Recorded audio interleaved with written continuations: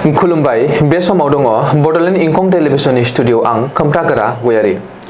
खुलुमबाय बे समाव बडलेण्ड इंखं टेलिभिजननि स्टुडिअ आं मिथिका नार्जारि। दिनैनि गाहाय रादाबफोराव दङ। आसामाव गासैबो रोखोमनि लटारि खेलाखौ बन्द खालामनो गोजौ बिजिरसालिनि बिथोन। आसाम पुलिस थिसनथाइनि फिजिकेल आनजादखौ दोनथ'बाय। असमिया रावा क्लासिकेल राव महरै गनायथि मोननायाव गाहाय मन्थ्रिया हामलायथि हरदों। आसामनि सा 17 पुलिस इन्सपेक्टरनि साख्रिया थाबैनो दानजानो हासिगौ। दुथांफोरनि गुलि गावनायाव नखरसेनि 4 सुबुंफोरनि जिउ खहा। लांखारनानै रां दाबिनायनि दायाव सानै सुबुङा ग्रेप्टार। मेघालयआव खावनाय गं 20 मबाइल फनखौ जब्द खालामदों। मणिपुरनि उग्रलाव 3.6 मेगनिटिउडनि बांग्रिं मावदों। हायुङारि मानास हाग्रामायाव मागु अमा थावख्रि नागारदों। दानिया फैदिनि आबुं रादाबाव।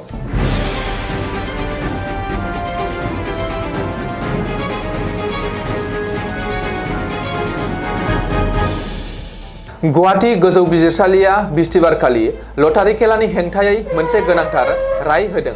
गुवाहाटी गोजौ बिजिरसालिया गोनांथार राय होनानै रायजोआव जायखिजाया रोखोमनि लटारि खेलाखौ बन्द खालामनो बिथोन होदों।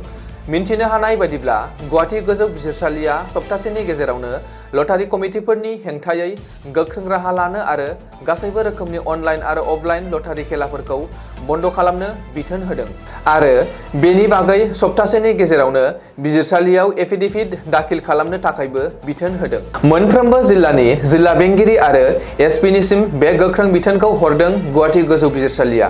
मख'नो गोनांदि एस.के. दास मुंनि सासे सुबुङा रायजोनि खना खनला सोलिगासिनो थानाय लटारि खेलानि हेंथायै VIL होदोंमोन। बिस्तिबारखालि बे VILनि सायाव राय होनानै गुवाहाटी गोजौ बिजिरसालिनि चिफ जास्टिस बिजय बिष्णु आरो बिजिरगिरि N.U. कृष्णन नायरनि बेन्चआ बे बिथोनखौ होदों। बेजों लोगोसे मा आयेननि सिङाव जिल्ला बेंगिरि आरो एसपिआ लटारि खेला फाथिनो गनायथि होदों होननानैबो सानै बिजिरगिरिया सोंथि सोंदों आरो गोख्रों रावजों सावरायदों।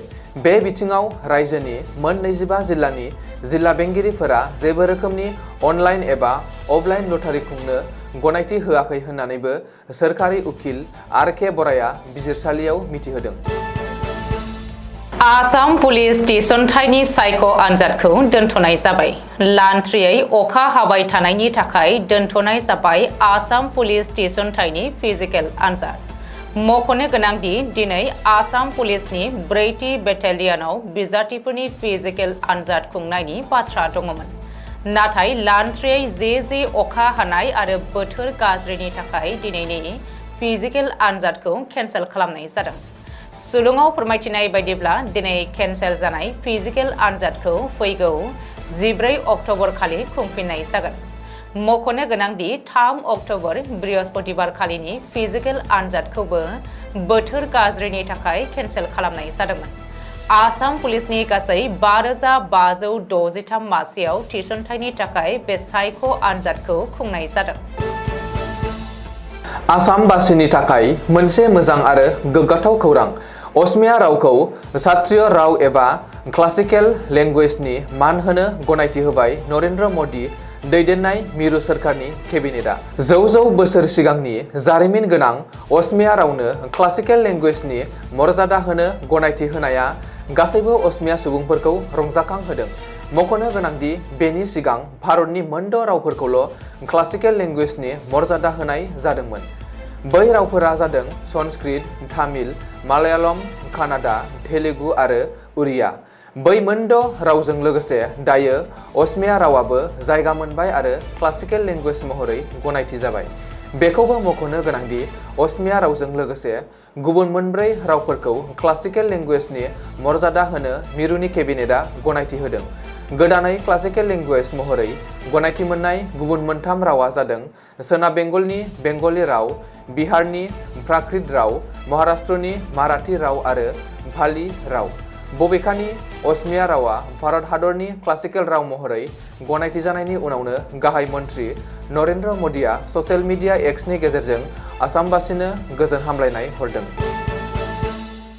आसाम पुलिसनि सा 10 इन्सपेक्टरफोरा थाबैनो साख्रि गोमाजानो हासिगौ। बेनि थाखाय थांनाय 10 सेप्तेम्बर खालि सा 10 पुलिस इन्सपेक्टरफोरनो पुलिस हेडक्वार्टारनिफ्राय लाइजाम दैथायहरदों। मख'नो गोनांदि थाबैनो साख्रि दानजानो थांनाय सा 10 पुलिस इन्सपेक्टरफोरा रांनि गोहोजों एबा रां होनानै साख्रिनि थाखाय सायख'जादोंमोन एबा आयेन बेरेखायै साख्रि लादोंमोन। बै सा 10 पुलिस इन्सपेक्टरफोरनि फारिलाइयाव दङ शहीदुल रहमान, भास्कर बर्मन, बद्री प्रसाद बारुआती, हेमंत शर्मा, फारुक आहमेद, अमर घोष, नवजीत तालुकदार, कामाख्या मिश्र, आमिनुल इस्लाम, शशधर कलिता, शरीफुल रहमान, उद्दीप कलिता, नीलिमा बर', भनिता दास, रिंकुमणि कलिता, ट्विंकल गोस्वामी आरो सुनीता डेका। रिपर्ट बायदिब्ला 2008 मायथाइनि मोनसे थिसनथाइनि फारिलाइखौ नायबिजिरफिननो थाखाय साख्रिनिफ्राय नेवसिजानाय बिजाथिफोरा गुवाहाटी गोजौ बिजिरसालिनि दरखंआव साफिदोंमोन। मख'नो गोनांदि बे थिसनथाइयाव आयेन बेरेखायै साख्रि लानायनि अजदआव अन्जन चौधुरी आरो दीपांकर सैकिया मुंनि सानै बिजाथिखौ साख्रिनिफ्राय होखारनाय जाबाय। उत्तर प्रदेशनि अमेठी जिल्लायाव बृहस्पतिबारखालि सोमोनांथावै मोनसे नखरनिनो साब्रै सोद्रोमा बिमा-बिफा आरो उन्दै फिसाजो सानैखौ माखासे सिनाय मोनै दुथांफोरा गुलि गावना जिउ खहा खालामनाय जाथाया सोराङाव फैदों। बे गिख्रंथाव जाथाया गोबां थागिबि सुबुंफोर थानाय जायगायाव जानायनि जाहोनावनो दुंहाव थासारि सोमजिखांनायखौ नुनो मोन्दोंमोन। सुलुङाव फोरमायथिनाय बादिब्ला भबनी नगराव थानाय सासे गुदि फरायसालिनि फोरोंगिरि सुनील कुमार 35 बोसोर बैसोनि न'आव थांनानै बिनि 30 बोसोर बैसोनि बिसि आरो सानै गथ'फोरखौ गावथारदों। लखनऊ ज'ननि एडीजी एसबी चिराक्कर आरो आइडिया रेन्जनि आईजी प्रवीण कुमारा नायबिजिरनो थाखाय जाथायसालियाव नुजाथि होयो। बबेखानि जाथायखौ गावारि दावराव दावसिनि जाहोनाव बेबादि जानो हागौ होननानै सन्देह खालामनायबो जादों। उत्तर प्रदेशनि गिबि मन्त्रि योगी आदित्य नाथआबो बे दुखुनांथाव जाब्रबथायाव गोथौ दुखु मोननाय फोरमायनायजों लोगोसेनो बे जाथायनि सायाव थाबैनो गोख्रोङै नायबिजिरनो बिथोन होनाय जायो। पुलिसआ फोरमायनाय बादिब्ला बिसोरनि गोथै सह'खौ दै टेप खाथियाव मोनदों आरो गथ'फोरनि सह'खौ न' सिङाव मोनदोंमोन। दासान्दि पुलिसफोरा जाथायनि गुबै जाहोनखौ मोनथिनो आरो दायनिगिरिफोरखौ नागिरनानै दिहुननो नाजागासिनो दङ होननानैबो मिथिनो मोननाय जादों।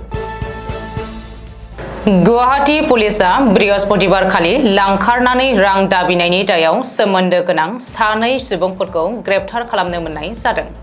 दायनिगिरिफोरखौ फारुक आली 24 बोसोर आरो अमीर आली 33 बोसोर होननानै सिनायथिनाय जादों। सुलुङाव फोरमायथिनाय बायदिब्ला बिसोर सानैबो 27 सेप्तेम्बर खालि खाबु लानानै मोनानि समाव सानै बिहारनि दावबायारि मुगलाल मिस्ट्री आरो बिनि फिसाज्लाखौ लांखारदोंमोन आरो बिसोरनिफ्राय 7,000 रांजों लोगोसे मबाइल आरो बेसेन गोसा बेसादफोरखौ लांदोंमोन। बे जाथायनि उनाव जालुकबारी पुलिस थानायाव थांनानै दायनिगिरिनि बेरेखायै केस नम्बर 491/24 जाबसोनानै होनाय जायो। बेनि उनाव पुलिसआ गोख्रों नायबिजिरनानै CEIR पर्टेलनि गेजेरजों दायनिगिरिफोरखौ ग्रेप्तार खालामनायजों लोगोसे बिसोरनि गारिखौ जब्द खालामनाय जायो। गुवाहाटीनिफ्राय खावना लानानै थांनाय गोबां मबाइलफोरखौ मेघालयनि बर्निहाटआव जब्द खालामनो मोननायजों लोगोसेनो सासे सिखावखौ ग्रेप्तार खालामनाय जादों। ग्रेप्तार खालामनाय सिखावखौ बिरु बर' 22 बोसोर होननानै सिनायथिनाय जादों। सुलुंनिफ्राय मोनथिनो मोननाय बादिब्ला बिनि बेरेखायै BNH दफा 303 साब क्लज 2, 317 साब क्लज 2 आरो 317 साब क्लज 4 नि गेजेरजों सनापुर पुलिस थानायाव एजाहार होनायनि उनाव संदाननायनि गेजेरजों बिरु बर'खौ बर्निहाटआव ग्रेप्तार खालामनो मोनदोंमोन। ग्रेप्तार खालामनाय समाव बिरु बर'निफ्राय गासै गं 20 मबाइल फनफोरखौ जब्द खालामनायजों लोगोसेनो गंसे AS15U 9646 स्कुटि आरो बिनि मबाइलफोरखौबो जब्द खालामनाय जायो। बबेखानि गोमानाय मबाइलनि बिगोमाखौ नागिरनानै दिहुननो आरो बे जाथायाव सोमोन्दो गोनां माखासे सिखावफोरखौ ग्रेप्तार खालामनो नागिरगासिनो दङ होननानैबो मिथिनो मोननाय जादों। नेशनेल सेन्टार फर सेस्मोलजिया मिथिहोनाय बायदिब्ला शुक्रबार फुंनि समाव मणिपुरनि उगरुल ओनसोलाव गासै 3.6 मेगनिट्युडनि बांग्रिं मावदों। सुलुङाव फोरमायथिनाय बायदिब्ला फुंनि 7:02 रिंगासोआव बांग्रिङा मावदोंमोन आरो बे बांग्रिं मावनाया 30 किल'मिटारसो गोथौसिम मावदों होननानै मिथिनो मोननाय जादों। NCSआ बांग्रिं मावनायनि बागै टुइटारनि गेजेरजों रोखायै फोरमायथिनानै होदों। बबेखानि बांग्रिं मावनायजों दासिमाव सासेबो सुबुंनि जिउ खहा जानाय खौरांखौ मिथिनो मोननाय जायाखै। मुलुग दोरोङारि नेरसोन थावनि हायुङारि मानास हाग्रामायाव मा गुथा मोननो गैयै अमा थावख्रि उदां खालामनानै होनाय जादों। हायुङारि मानास हाग्रामानि बिबानगिरिनि हेफाजाबजों पिगमी हग कनजारभेशननि हाबाफारिनि सिङाव हायुङारि मानास हाग्रामानि भुनापारा रेन्जनि मोनसे आलादा ओनसोलाव उदां खालामनानै होनाय जादों अमा थावख्रिखौ। मख'नो गोनांदि अमा थावख्रिया जाबाय मुलुगनि हाग्रानि जुनार फोलेरनि गेजेराव मोननो थाङै आरो बुहुमनि गेजेरावनो फिसासिन अमानि फोलेर, जाय गोमालांनो हमनाय अमा थावख्रिखौ बुहुमनि गेजेरावनो गुबुन मोनसे बयनिख्रुइबो साबसिन थाग्रा खुलिया हायुङारि मानास हाग्रामा।